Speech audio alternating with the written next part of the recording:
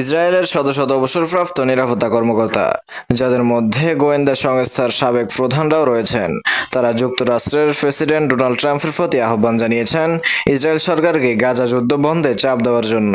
সোমবার গণমাধ্যমে প্রকাশিত একটি খোলা চিঠিতে তারা লেখেন, আমাদের পেশাগত মূল্যায়ন অনুযায়ী হামাস আর ইসরায়েলের জন্য কোনো কৌশলগত হুমকি নয়। সাবেক অভ্যন্তরীণ গোয়েন্দা সংস্থা শিন বেতের পরিচালক আমি আয়ালন বলেন, প্রথমে এই যুদ্ধ ন্যায্য ও আত্মরক্ষামূলক ছিল, কিন্তু যখন আমরা সামরিক লক্ষ্য পূরণ করে ফেলেছি তখন এই যুদ্ধ আর ন্যায্য থাকে না। একটি ভিডিও বার্তায় আয়ালন সতর্ক করে বলেন, এই যুদ্ধ ইসরায়েল রাষ্ট্রকে তার নিরাপত্তা ও পরিচয় হারানোর দিকে ঠেলে দিচ্ছে। এই চিঠিতে 550 জন কর্মকর্তা স্বাক্ষর করেছেন, যাদের মধ্যে রয়েছে শিন বেত ও গোয়েন্দা সংস্থা মোসাদের সাবেক প্রধানরা। তারা ট্রাম্পের প্রতি আহ্বান জানান প্রধানমন্ত্রী বেনিয়ামিন নেতানিয়াহুকে যুদ্ধবিরতির দিকে অগ্রসর করতে। 2023 সালের 7 অক্টোবর ফিলিস্তিনের সশস্ত্র গোষ্ঠী হামাসের প্রাণঘাতী হামলার প্রতিক্রিয়ায় ইসরায়েল গাজার সামরিক অভিযান শুরু করে। সাম্প্রতিক সপ্তাহগুলোতে আন্তর্জাতিক মহল থেকে ইসরায়েলের প্রতি চাপ ক্রমশ বেড়েছে, যাতে একটি যুদ্ধবিরতির মাধ্যমে গাজা থেকে ইসরায়েলি জিম্মিদের মুক্ত করা যায় এবং জাতিসংঘের সাহায্য সংস্থাগুলো যেন মানবিক সহায়তা বিতরণ করতে পারে।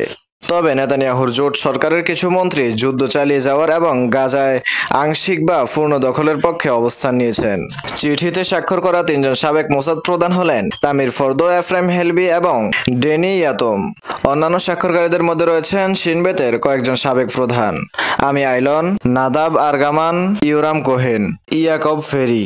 চিঠিতে বলা হয়, ইসরায়েলি সেনাবাহিনী বল প্রয়োগের মাধ্যমে অর্জনযোগ্য 2টি লক্ষ্য ইতিমধ্যে পূরণ করেছে, হামাসের সামরিক কাঠামো এবং প্রশাসনিক ক্ষমতা ধ্বংস করা। তারা আরও লেখেন, তৃতীয় এবং সবচেয়ে গুরুত্বপূর্ণ লক্ষ্য সকল জিম্মিকে ঘরে ফিরিয়ে আনা। একমাত্র একটি চুক্তির মধ্যেই অর্জন সম্ভব।